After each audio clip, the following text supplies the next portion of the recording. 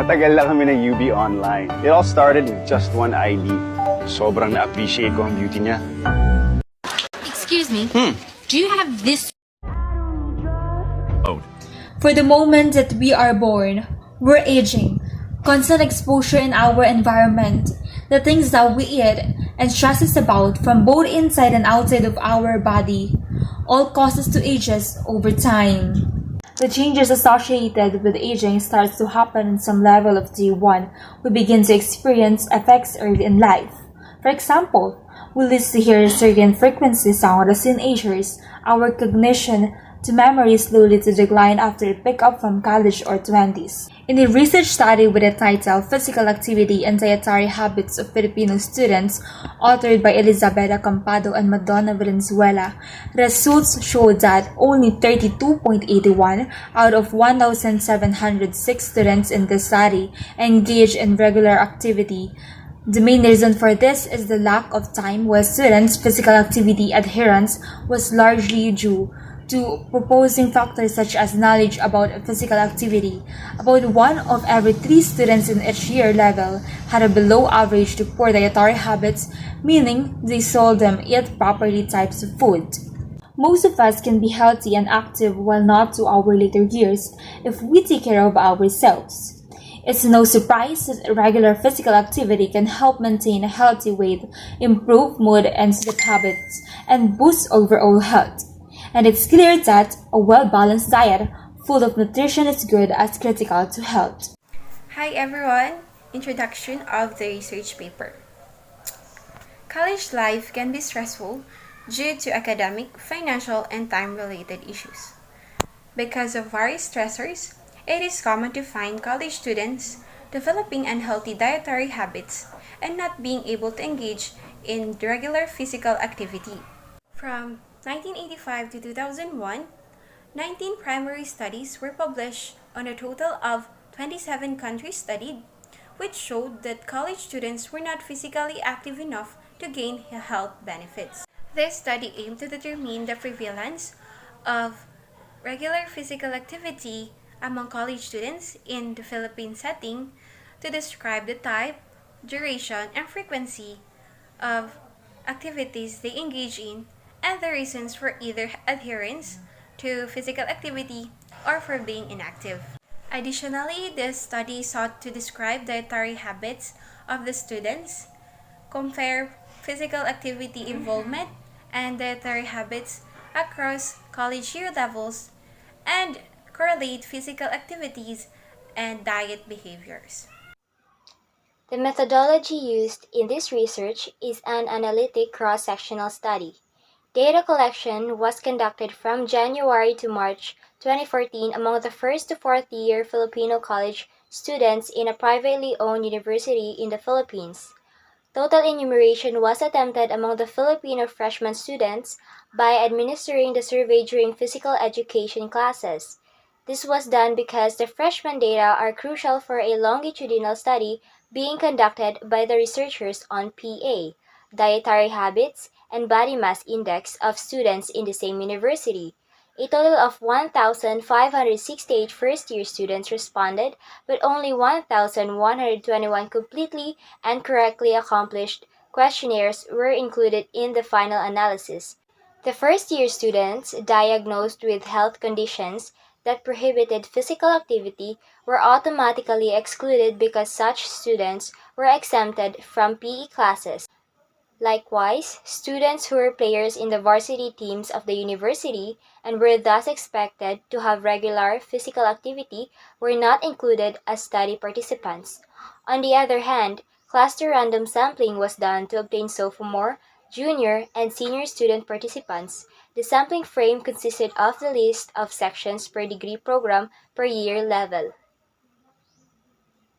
I'm Jeffrey, and I'm going to be discussing the results of this research study. On a whole, only 560 out of 1,706 study participants were found to have been engaging in regular physical activity. That is only 32.8% out of the whole study population. Another interesting thing that we found is that the higher the year level, the more physically inactive the students are. This means that the fourth year students were the most physically inactive, while the first year students were least inactive. 47.1 of the total respondents confirmed that they did physical activity for recreational purposes, while 18% said that they did physical activity because it was mandatory in their physical education classes. The most popular activities were 1. Jogging, 2. Walking, 3. Cycling, and 4. Ball games. The physically inactive students were asked why they were physically inactive, and their most popular response was that, have a guess. 3, 2, 1. Their main answer was that they did not have enough time to be physically active. And as college students, this is something that we ourselves, college students, can relate to. We often find ourselves procrastinating or feeling anxious about deadlines, and it shouldn't be that way. We should learn how to balance academic and real life, although sometimes it gets really difficult. A large portion of the physically active students indicated that 1. They have friends who enjoy the same physical activities as they do. 2. They had the full support of their families and friends in doing physical activity. 3. They had a place where they can perform physical activity, such as their school or their house. 4. They had the equipment needed to perform physical activity. 5. They had enough knowledge and ability to perform physical activity. 6. They had enough knowledge in order to plan their own fitness program. 7. Their doctor advised them to perform physical activity. That is all for me. This has been Dash, and before I go, let me remind you to take good care of yourself and be kinder to yourself. No matter how you look, your age, your height, your body weight, you will always be beautiful, cute, or handsome. So that is all. Bye.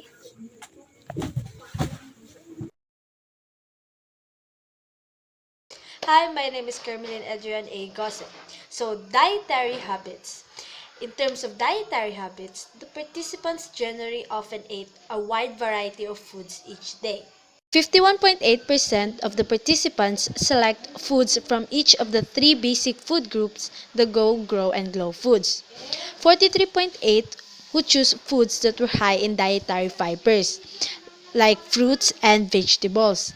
And lastly, 45.8% selects eggs or foods containing eggs. In terms of fruits and vegetables, 41.8% of the participants usually had at least two pieces of fresh fruits in their meals, and 43% who choose to eat dark green leafy vegetables such as malunggay and pechay, and other vegetables such as carrots and squash. However, they also generally often ate foods that were high in refined sugar, such as common table sugar, candy, cakes, and soft drinks or soda, who tallied 40% of the participants. 40.3% of them ate at least one typical meal per day at a fast food restaurant, and 41.4% ate a lot of highly processed packaged foods that contain numerous additives like bacon, longanisa, tocino, and etc. 40.2% choose to eat salty snacks such as chips and other vending machine products. And lastly, 36.6% of them add salts to meals such as fish sauce, soy sauce, and seasonings. And when they asked what they usually put on bread, 43.3% of them choose butter, And when they asked what they usually had for dessert or sweet snacks, 44.8 answered ice cream, candy bar, sherbet, or milkshake. And when they asked what oil they used in cooking their foods, 34.7% of them used vegetable oil.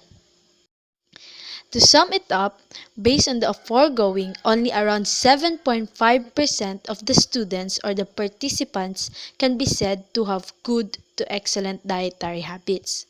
Conversely, 34% of the students or the participants were found to have below average to poor dietary habits.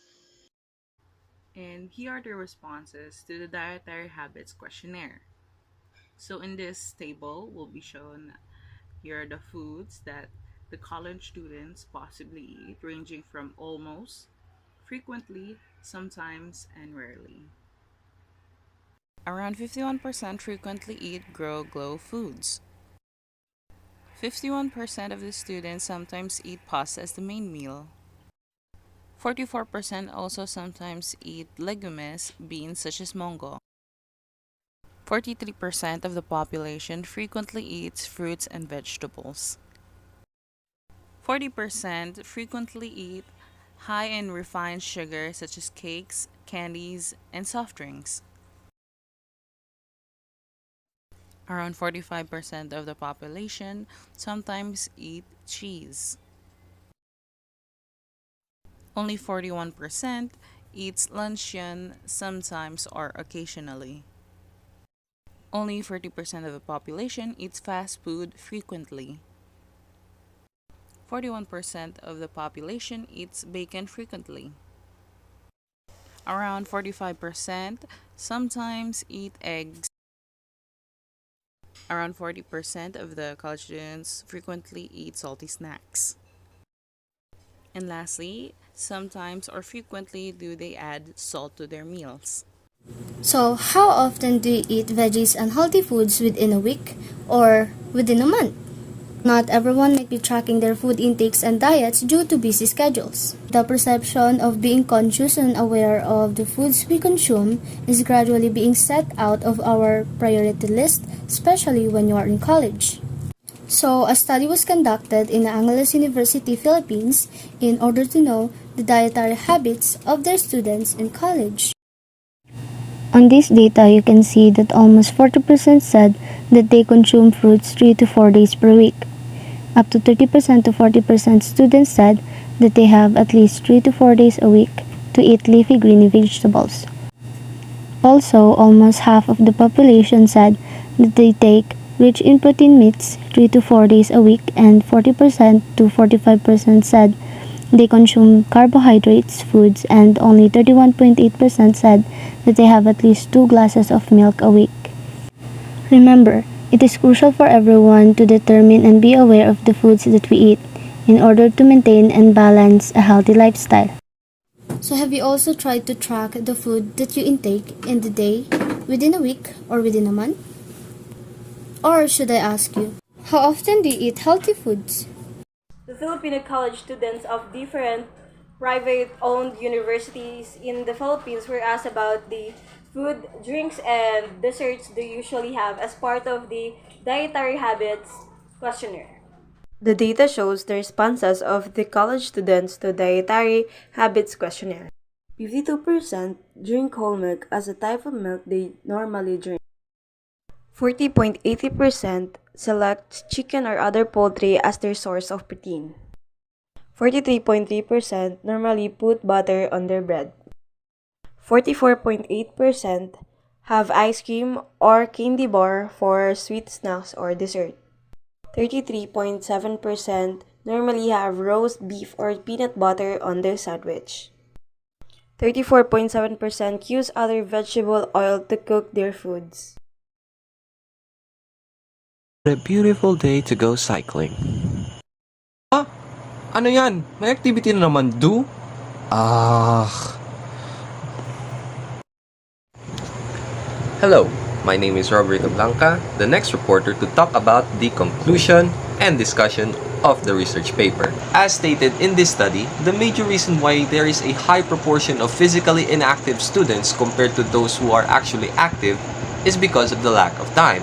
As what you've seen earlier, this is actually pretty relatable no matter what year level you are. All jokes aside though, let us talk about the factors that also affects physical activity, as we have a complex behavior in engaging ourselves with physical activities. First we have is the environmental factors. We must ask ourselves, is our home a good place to do physical activities? Or is our community a good place to start jogging around? Essentially, it talks about whether or not the environment is physically engaging enough. Second we have is the social or cultural factor. And the reason why this affects physical activity engagement is because some religions and cultures have laws or expectations which makes it more difficult to participate in sport. These restrictions particularly affect women and are often to do with clothing. Time of day may also affect participation, as many religions have specific times for rituals and worship. And lastly, we have the psychological cognitive domains. Any context such as sports or physical education classes, knowledge and manipulation of psychological variables such as attention, self-confidence, control, anxiety, motivation, cohesion, self-control, moods, and interpersonal skills can influence commitment and performance during physical activities. So that is essentially all of it. Remember, if you have the time, please do walk, stretch, or whatever, because at the end of the day, it's still a physical activity. About 1 of every 3 students in each college year level had below average to poor dietary habits. In the study of Alrithaya et al. 2010, infrequent meals with low vegetables and fruit intake were the common unhealthy dietary habits of college students. Similarly, in the study of Rosette 2005, 70% of college freshies had poor dietary habits, fewer than 5 fruits and vegetables daily. 50% ate high-fat fast foods at least 3 times during the previous week. Huang et al. 2003, 69% reported less than 5 servings of fruits and vegetables per day. More than 67% are consuming less than 20 grams of fiber per day. And we know why. Schedule and available food choices. This is why college administrators should develop skill-building program to improve college students' diet variety. Unfortunately, there is lack of literature in Philippine settings regarding adherence to dietary guidelines among Filipinos in any age group. Oh well, who's got all the time for the complicated process of recording the actual quantity of food intake? Not me. And then convert them into equivalents of serving portions of common foods stipulated in the Daily Nutritional Guide Pyramid for Filipinos ages 13 to 19. Hello everyone, my name is Albimar B. Sandoy, and I'm here to sum up everything what they had said so far. Dietary habits were found to be positively correlated with physical activity behaviors, suggesting that college students who tend to eat healthier meals are also the one who tend to perform physical activities regularly. In conclusion, this study serves as a fundamental first step for the development of effective health promotion interventions, as it has provided evidences that a high percentage of Filipino college students in a selected university are not meeting the requirements for physical activities and dietary intake. This underscores the need for measures that will effectively increase the involvement in regular physical activities and proper food intake in the student population. Physical educators who specializes in teaching physical education courses who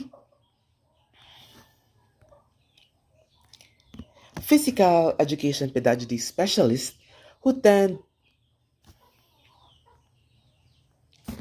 physical Physical education pedagogy specialists, who are the ones who actually teach physical education courses, should work together with the college or the university health officials to promote physical and proper food intake among college students. To promote physical activities, we can recommend some of the following. First, the administrators of the school should provide equipment and materials for physical activities of the students. They should offer variety of physical fitness programs for the students to engage in. Physical educators should motivate their students to engage themselves incessantly in any type of organized physical activities to lessen their exposure to sedentary lifestyles. And they should make the students become aware of their present physical status. Likewise, the school may require special courses in physical education during higher years as elective subjects so that the students will be provided with the opportunity to do physical activities. To promote healthy dietary habits, the school canteen should offer variety of healthy foods and drinks at affordable prices and conduct massive information campaigns on the Daily Nutritional Guide Pyramid by FNRI. So that would be all for our topic, the Philippine Diet and Fitness Plan, Shaping Today's Student. I hope you understood well, keep safe, and have a great day.